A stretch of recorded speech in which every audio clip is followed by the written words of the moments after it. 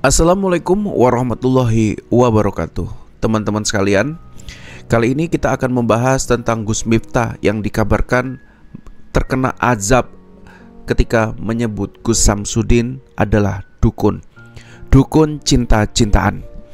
Nah, jadi ini saya akan mengomentari dari pandangan teman-teman semua sebagai netizen di kolom komentar, baik di channelnya Mas Eon ataupun spiritual yang lain, ataupun youtuber lain yang mengangkat tema Gus Miftah kena azab muntah darah karena menyebut Gus Samsudin dukun. Ya, sebetulnya sebelum saya komentarin, sebetulnya ucapan dukun, sebutan dukun, ya, panggilan dukun kepada Gus Samsudin itu viral dari sosok seorang pesulap merah atau Marcel Radival.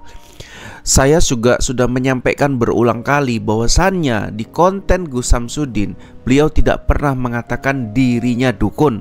Malah dalam video-videonya, ya, dia memberantas, ya, memusuhi namanya dukun-dukun, terutama dukun penganut ilmu hitam.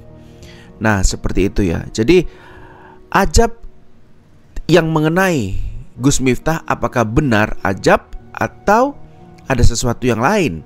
Semisal beliau mengonsumsi makanan yang sudah kadaluarsa mungkin, atau lainnya. Nah, hal itu nanti kita akan bahas ya dari komentar teman-teman semua yang ada di channel-channel, ya. Kita akan bacakan. Yang pertama ada dari Mbak Mira 0876, ya, yang mengatakan Gus Miftah kan ustadz, amplopnya nggak punya sopan santun. Kalau ceramah semoga dia dapat balasan yang sampai karena ucapannya yang zolim kepada Gus Samsudin. Ini kata Mbak Mira, ya. Katanya Gus Miftah itu ustadz amplop. Ya, kalau ustadz amplop ya itu hak-haknya dia. Tapi yang di sini yang dituntut sama Mbak Mira adalah jagalah ucapannya, janganlah menjolimi, kan gitu. Karena Gus Samsudin memiliki pengikut yang tentunya mencintai beliau. Tidak ada sesuatu hal yang aneh-aneh dalam beliau.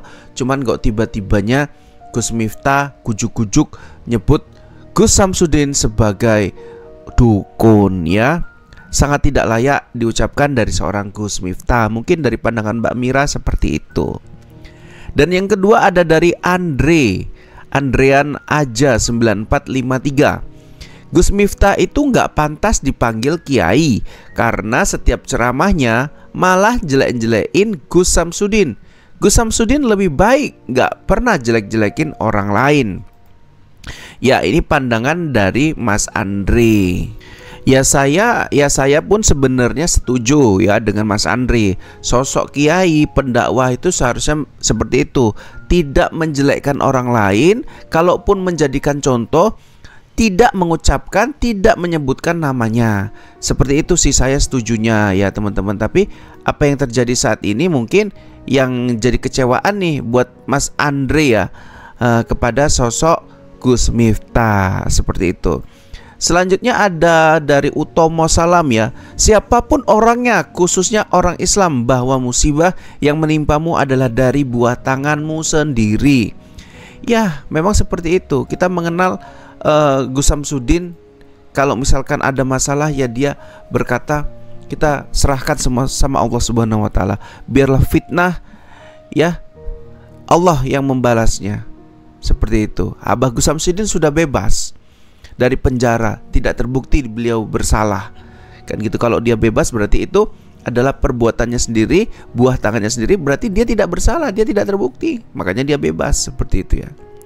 Selanjutnya ada dari Mbak Ririn Nurhidayati 4678.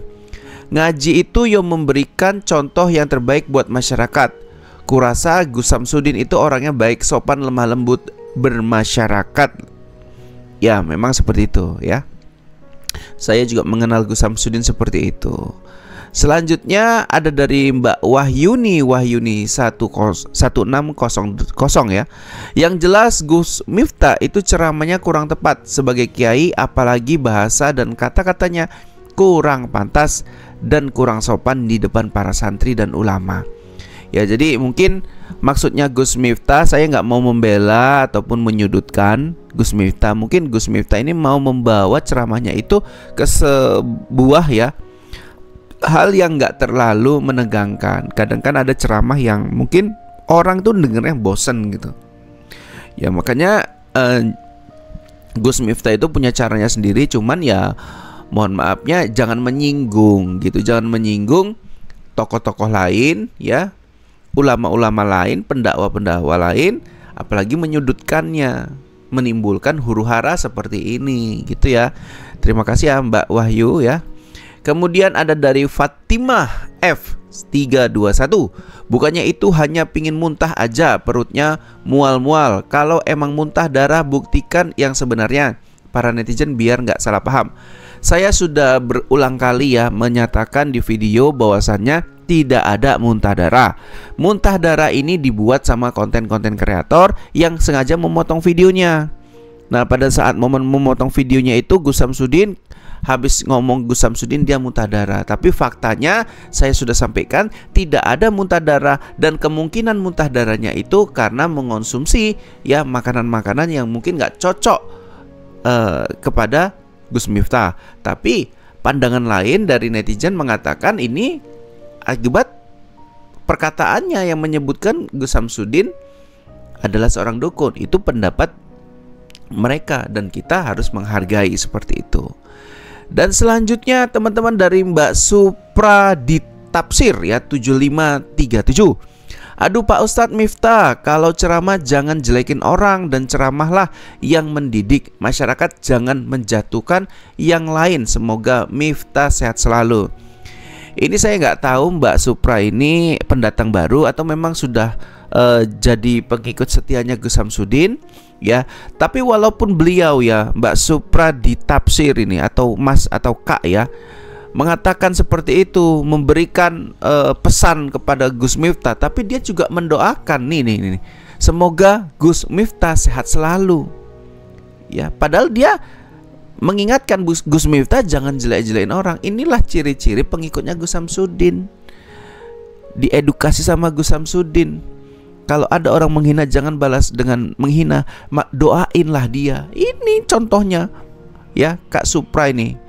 Selanjutnya ada dari user NX9T2IY70 yang namanya Angel ya. Bukan kena ajab, tapi memang disantet dukun, sudah sembuh. Wallahualam. Setiap spiritual apalagi orang penting di negeri ini pasti ada saja yang nggak suka. Ya, tapi yang pasti bukan Gus Samsudin yang nyantet ya. Kalau Mas user ini bilang gitu, yang pasti bukan Gus Samsudin yang nyantet ataupun pengikut-pengikut Gus Samsudin yang nyantet. Tapi mungkin ada orang lain atau terkait dengan politik yang nggak suka dengan sosok Gus Miftah. Wallahualam. Tapi di sini kata user ini katanya sudah sembuh. Ya alhamdulillahirabbil alamin ya. Kemudian ada dari Solihin 12. Mau ketawa takut dosa, tapi saya paling suka orang kena ajab padahal dirinya sendiri yang dukun. Dijaga nisanmu biar ajab nggak mengenalimu, padahal dirinya dukun yang asli alias Gus Miftah. Wallahualam. Ini pendapat dari Mas Solihin 12 ya. Wallahualam, saya nggak melihat sosok Gus Miftah sebagai dukun. Saya melihat dan masih menghormatinya sebagai seorang ulama pendakwah yang memberikan edukasi ya, cuman karena ketersinggungan ya pendukungnya Gus Samsudin nggak terima ya, dan itu tidak layak juga seharusnya disebutkan atau diucapkan dari seorang ulama besar seperti Gus Miftah ya. Wallahualam ya teman-teman ya. Jadi kalau masalah dukun mendukun ini ya itu haknya masing-masing bagaimana menilainya gitu ya. Kemudian dari Sidikin 0197 ya, ini jelas teguran dari Allah terhadap kesombongannya, atau bisa juga saudara tua Gus Samsudin tidak terima. Jadi kalau membicarakan tentang saudara tua mungkin ini ya yang ada di dirinya Gus Samsudin ya, kalau pemahaman saya atas tulisan dari Mas Sidikin ya, atau teguran Allah kepada seorang Gus Miftah. Siapa lagi yang berani menegur Gus Miftah ya? Beliau adalah seorang pendakwah yang menjadi tangan kanannya Presiden terpilih Bapak Prabowo. Siapa berani? Kalau enggak Allah yang memberikan teguran itu berupa suatu hal yang tak biasa, peristiwa yang tidak biasa. Ini saya setuju ya dengan Mas Sadikin 0197. Selanjutnya ada dari Amin ya, Amin Kroya 3104. Hidup itu indah, intinya jangan merendahkan orang lain. Di atas langit masih ada langit. Banyak dukun-dukun di Nusantara, dukun tekun, sambil ngopi-ngopi dan ngerokok-rokokan. Musibah yang menimpa suatu kaum disebabkan dari hasil buah tangan manusia yang manusianya sendiri, supaya mereka sadar dan kembali ke jalan yang benar. Ya, ini dari Mas Amin ya.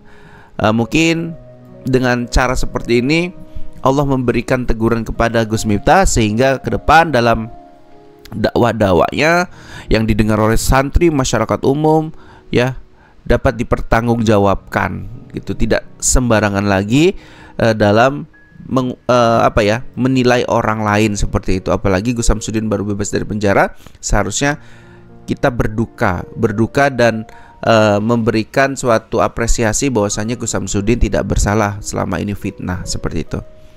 Dan yang terakhir ada Mas Komsyah ya, Komsyah Syah 2870. Buktinya itu darah kan belum kelihatan. Sobat, katanya minum kelapa muda busuk itu Gus Miftah turun dari panggung pengajian akbar di Batang waktu itu. Katanya sobat Temang muntah darah beneran, tapi kok belum kelihatan darahnya ya sobat ya. Jadi Mas Komas ya, ini saya bisa pastikan kelapanya itu ya kelapa hijau. Seumur hidup saya, mungkin teman-teman juga melihat, menyaksikan, jarang sekali 1000 banding 1 kelapa hijau itu dibelah basi atau busuk. Yang pertama. Yang kedua, tidak mungkin acara sebesar itu ya kelapa yang dipilih adalah kepala kelapa yang busuk. Yang pasti dari fisiknya akan dipilih yang paling bagus, karena yang minumnya adalah seorang yang diistimewakan. Jadi nggak mungkin kelapa itu basi ya. Nah, itu aja sih. Jadi soal muntah darahnya juga saya belum memastikan itu. Mungkin itu hanya muntah mual-mual biasa. Yang pasti dari kejadian ini kita berharap pendukung dari Gus Samsudin menginginkan agar Gus Miftah lebih menjaga perkataannya di kemudian hari. Sampai sini dulu dari Mas Den. Untuk yang berkomentar, terima kasih ya. Saran dan pendapat kalian sangat berarti. Semoga ini didengar oleh Gus Miftah agar kedepannya menjadi pribadi yang lebih baik lagi. Walaupun sudah terkenal jadi tangan kanan presiden terpilih, tapi tidak mungkin tidak luput dari namanya kesalahan dan kesilapan. Sampai sini dulu. Wabillahi taufik wal hidayah. Assalamualaikum warahmatullahi wabarakatuh.